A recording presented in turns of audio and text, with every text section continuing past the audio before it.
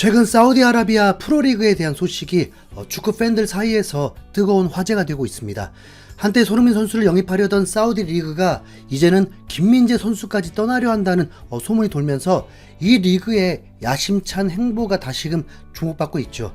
게다가 최근에는 손흥민이 인터뷰에서 토트넘 이적에 대한 여지까지 남기면서 영국 매체들이 아주 난리를 치고 있는 상황입니다. 게다가 김민재 또한 사우디 이적이 유력해졌다는 기사까지 나오고 있죠.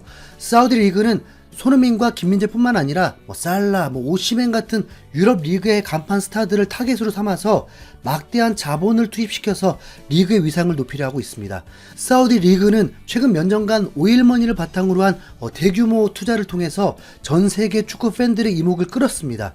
호날두의 알 나스르 이적을 시작으로 카림 벤제마, 네이마르, 캉테 같은 빅네임들이 사우디로 향하면서 리그의 위상이 단숨에 올라가는 듯 보였죠. 특히 호날두는 올해 초 글로벌 사커 어워즈에서 사우디 리그는 프랑스 리그보다 경쟁력이 높다. 시간이 지나면 전 세계 최고 수준으로 올라설 것이라고 발언하면서 사우디 리그에 대한 낙관적인 전망을 내놓았습니다. 이 어르신 사우디 홍보대사죠. 그의 이 발언은 큰 논란을 불러일으켰고 현실은 그가 그린 청사진과는 정반대 방향으로 흘러가고 있습니다. 현재 사우디 리그는 유럽 선수들의 탈출 러시라는 심각한 문제에 직면해 있습니다. 사우디로 이적한 지 채 1년도 지나지 않아서 많은 선수들이 유럽 복귀를 희망하면서 리그를 떠나고 있죠. 선수들이 금전적 이유로 이적하면 클럽에 대한 충성심이나 열정이 떨어질 수밖에 없죠. 카림 벤제마는 레알 마드리드에서 2,500만 달러를 받았으나 알 이티하드에서 4억 달러를 받으면서 이적했으며 이는 동기 문제로 비판받고 있습니다. 게다가 프리시즌 훈련에 불참하고 정규 훈련에도 자주 모습을 드러내지 않으면서 불만을 드러내고 있습니다. 가장 극적인 사례는 조던 핸더슨일 겁니다. 리버풀의 전 주장으로서 2023년 여름에 알 이티파크로 이적한 핸더슨은 불과 6개월 만에 사우디를 떠나서 네덜란드의 아약스로 향했습니다. 그는 이적 과정에서 주급의 75%를 삭감하고 사비로 이적 보너스까지 지불하면서 사우디를 떠났습니다. 더욱 놀라운 사실은 그가 사우디에서 6개월간 세금 문제로 인해서 주급을 단 한 푼도 받지 못했다는 점입니다. 핸더슨의 이탈은 단순한 개인적 선택이 아니라 사우디 리그가 선수들에게 제공하는 환경과 조건이 얼마나 열악한지를 상징적으로 보여줍니다. 사우디 리그는 높은 연봉으로 선수들을 유혹하지만 선수들에게는 경력의 조기 종료와 같은 위험을 안겨줍니다. 유럽의 빅 리그에서 매주 수만 명의 관중 앞에서 뛰던 선수들에게 사우디 리그는 팬들의 관심 부족과 스포트라이트의 부재를 강요하죠. 게다가 사우디의 스포츠 워싱 논란도 선수들에게 도덕적 부담을 주고 있습니다. 미시간 대학 저널은 사우디가 축구를 통해서 국가 이미지를 세탁하려 하지만 이는 선수들에게 부정적인 영향을 미친다라고 지적한 바 있죠. 핸더슨의 탈출 사례를 좀 더 깊이 들여다보면 사우디 리그가 선수들에게 제공하는 생활 환경의 열악함 또한 큰 문제로 떠오릅니다. 핸더슨은 사우디에 거주하지 않고 이웃국가 바레인의 수도 마나마에 머물렀습니다. 집에서 훈련장까지 차로 1시간 이상 걸리는 거리였지만 단순히 거리만 문제가 아니었죠. 사우디의 극심한 교통체증은 선수들의 일상을 더욱 피곤하게 만듭니다. 라포르테는 리야드에서 훈련장까지 이동하는데 매일 3시간 이상을 도로에서 보내야 한다고 불평한 바 있습니다. 그렇다면 핸더슨은 왜 사우디에 살지 않고 바레인으로 떠난 걸까요? 그 이유는 사우디의 독특한 사회적, 문화적 환경에 있습니다. 첫 번째, 사우디는 72년간 금주국가였습니다. 2023년 들어서 금주령이 일부 해제되었지만 여전히 술을 판매하는 매장은 리야드에 단 한 곳뿐입니다. 유럽 선수들에게 술 한 잔으로 스트레스를 푸는 문화가 익숙한 상황에서 이런 제한은 큰 불편으로 다가옵니다. 둘째, 여성 인권 문제도 심각합니다. 핸더슨처럼 가족을 중시하는 선수에게 사우디의 여성에 대한 법적, 사회적 제약은 충격적이었죠. 사우디에서는 여성이 혼자 공개적으로 외출하는 것이 법적으로 제한되면서 경기장 출입도 2018년부터 허용되었지만 남성 동반 없이는 불가능합니다. 핸더슨의 아내는 어깨와 다리가 드러나는 옷을 입고 쇼핑몰에 갔다가 출입을 거부당하는 경험을 했다고 전해집니다. 반면 호날두의 여자친구 조지나는 과감한 노출 의상을 입고 인스타그램에 사진을 올리면서 큰 논란 없이 생활하고 있죠. 모든 외국 선수를 호날두처럼 대하고 있지 않습니다. 사우디 리그의 또 다른 문제는 극악의 기후입니다. 사우디아라비아는 연중 대부분이 무더위에 시달리는 나라로 특히 5월과 6월에는 기온이 섭씨 50도에 육박하고 습도는 60% 이상을 기록합니다.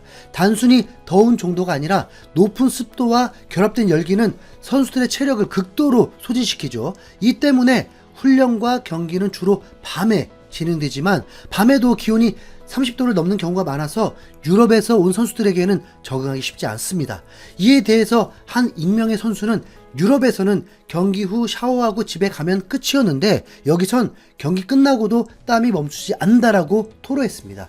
이런 기후는 경기력 저하뿐만 아니라 부상 위험까지 높여서 선수 생활에 심각한 장애물로 작용합니다. 또한 사우디 공공투자기금이 소유한 빅4 클럽 알-나스르, 알-아흘리, 알-이티하드, 알-힐랄의 스타 플레이 영입이 집중되면서 리그 내 팀 간의 수준 차이가 심각합니다.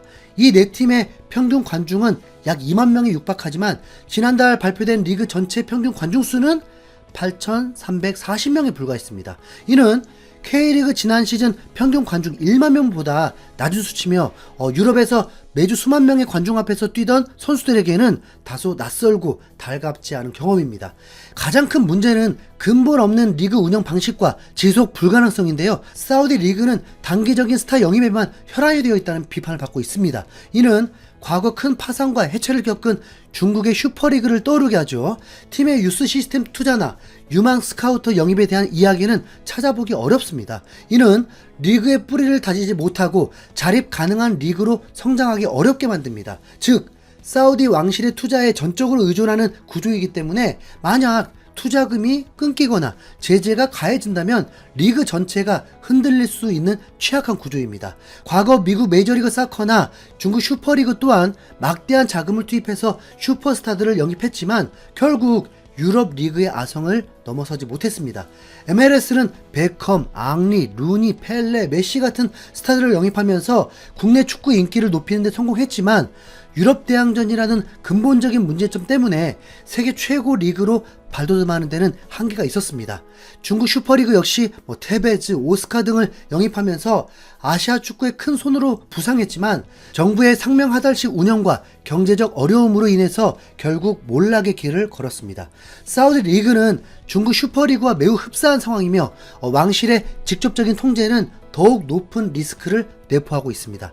현재 사우디 리그는 손흥민, 김민재 같은 한국 스타 선수들을 비롯해서 모하메드 살라, 오시멘 등 유럽 리그의 간판 스타들을 타깃으로 삼고 막대한 자본을 쏟아붓고 있습니다. 하지만 이러한 단기적인 스타 영입 전략이 과연 리그의 장기적인 발전과 세계적인 위상 확보로 이어질지는 여전히 미지수죠. 호날두의 말처럼 전 세계 최고 수준으로 올라설 것이라는 낙관적인 전망과 달리 리그가 직면한 다양한 문제점들은 지속 가능한 성장을 위한 근본적인 해결책이 시급함을 보여주고 있습니다. 사우디 리그 팀들이 손흥민, 김민재, 이강인만 영입하려고 하겠습니까? 그냥 모든 선수가 타겟이겠죠. 하지만 그곳을 선택한다는 건 이처럼 돈 말고는 선택할 이유가 전혀 없습니다. 우리 선수들이 쇠퇴기를 겪으면서 말년이 되었을 때 선택하는 건 전혀 반대하고 싶지 않습니다. 하지만 손흥민 아직 건재하고요. 득점에 집중하면 35살도 거뜬합니다. 김민재, 이강인, 한국 축구 미래를 짊어져야 하는 사명이 있죠.